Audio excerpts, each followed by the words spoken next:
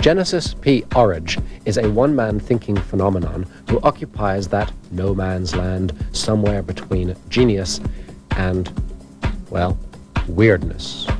He's an art terrorist who routinely challenges everything that we do and think routinely.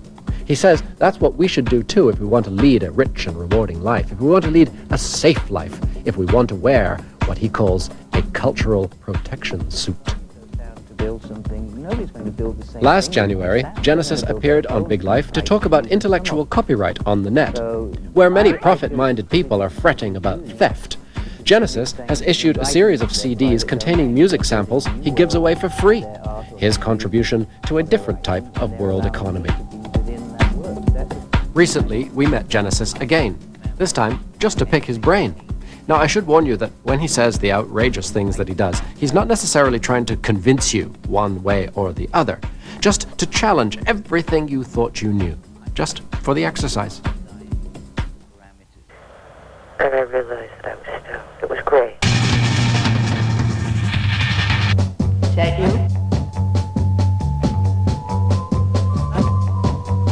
I think a pretty good place to start is for me to ask you about that. Was it a squat, a commune in Islington in London in the 60s?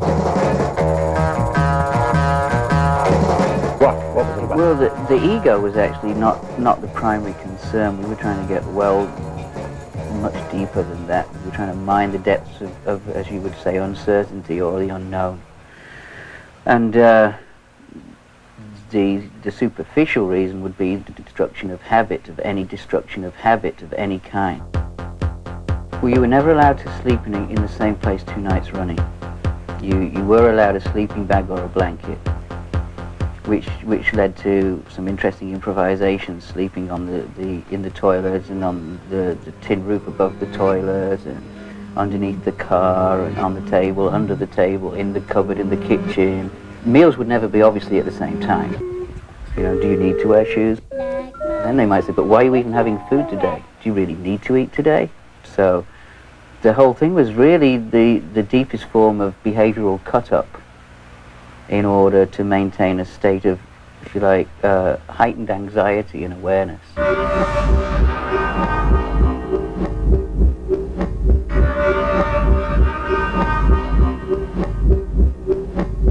This process, whilst it might sound facetious at times, was in fact incredibly challenging and for some people very demoralizing.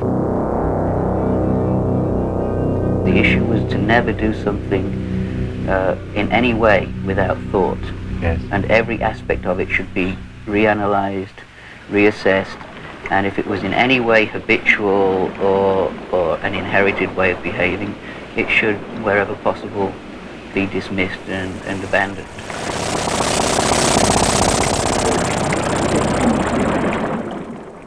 Why is it that society is so loath to accommodate people making, I would describe, anarchic experiments with habit, time, ingestion, etc.? Why does it threaten the social order so easily? Wouldn't we love to know, is the first response to that. Why is it so easy to threaten the social order for someone who is apparently insignificant, whoever it may be? There are certain groups who we could easily suggest were the elite royal families and aristocrats all over the world, dictators of all forms. They have power, riches, they are, to all intents and purposes, above the law, which they have probably created, and they police.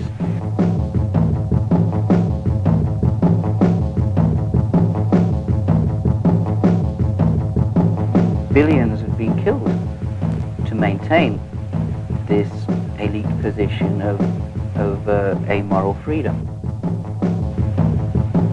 They have already got freedom of behavior, and one only has to look at any book of history to see that the most outrageous, decadent, violent, sexually depraved, unpleasant, amoral behavior is actually perpetrated by the role models, the elite. So I just think that they're ahead of the game They've known about this way of being a lot longer, and they've protected it, and it's one of the secrets, and has been probably since pre-Egyptian, pre-Roman times. I'm surrounded by people who are absolutely worthless. I have no idea what to do. We now have enough information about ourselves, our sexuality, our psychology, our biology, to experiment and speculate and reassemble ourselves. That makes us unwittingly of the same species.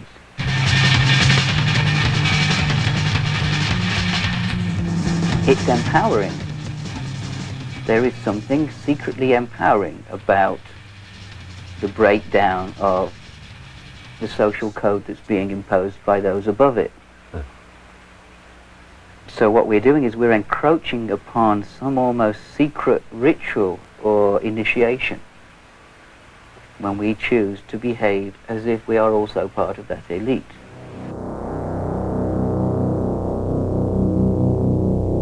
Some people would listen to you. Be watching the TV right now. So these are God, you know, paranoid conspiracy theories that must make life hell. and I'd rather go through life not being so bound up. With thoughts like there are no altruistic motivations in society, that there are two different species and so on. I'd much rather, buy my Wheaties and, have a family in the burbs. And I think they'd be not out to lunch to say that. Mm-hmm. What is the advantage then of gathering all the independent information, alternative information as you have for your life, if it has rendered you so suspicious of society and even of mankind? I find it entertaining to look underneath something and then look underneath that and then look underneath that and see what's really there, as William Burroughs would have said.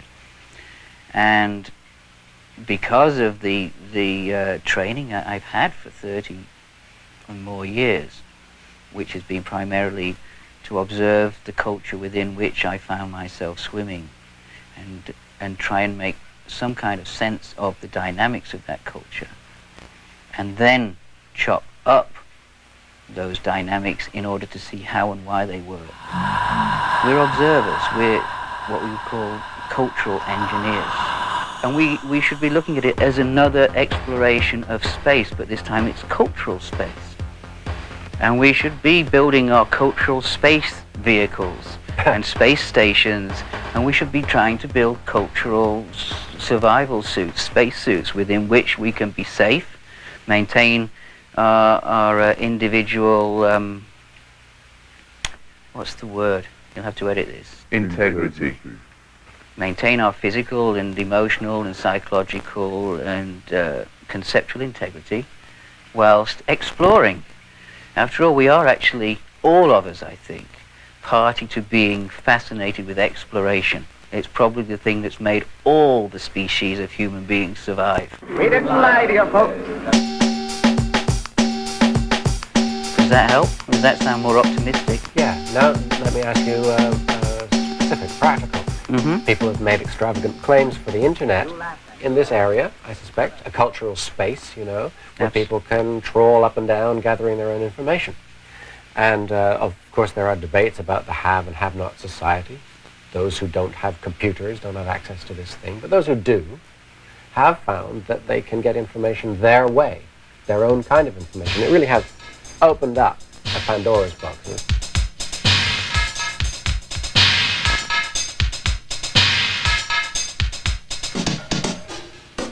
It's a new place. No one really fully understands what it's going to become. I would argue it's going to become a separate entity, a separate consciousness with its own agenda. The internet. Absolutely. What we've just built is, if you like, the first consciously built God. An all-powerful, omniscient, omnipresent, supposedly infallible consciousness, which we refer to as, well, it's a bit like a huge brain. Exactly. We built a huge brain. which has a consciousness, and people talk about it having an independent consciousness so it can think. Absolutely. We're building a God. Darling, I wanted to tell you that I have been listening to your tape. Every time we plug in, with a little synapse firing in this huge web. But what's the agenda of this other God that we're building?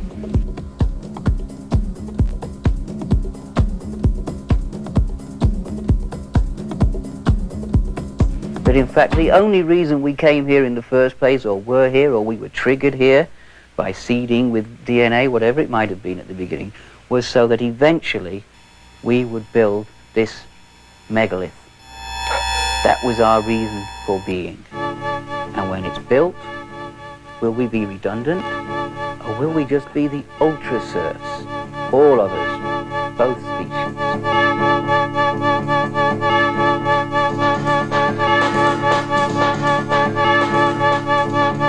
Some days are like friendship. What trouble do you risk? I mean, people just playing video games, you know, or trolling for information. No, you're putting your consciousness, because in a sense, one of the reasons that Timothy Leary was so excited about the internet at the beginning was, as he put it, the brain could travel without the physical body. The consciousness could travel anywhere on the world without the body having to get on a plane or a train or in a car and go there. Which sounds fine, but if it's true in any way, the brain is a very vulnerable thing, and there are going to be psychotics, the equivalent of internet serial destroyers. They don't have to be violent. We don't know what the viral complexities are of sharing brains with other people. We don't know what the neurological consequences are. We don't know what the social consequences are. We don't know what the personality consequences are. No one's done any real research. The FDA have not approved it. If it was for a headache, it would have been rigorously tested. Nothing was tested. I am suspicious of that.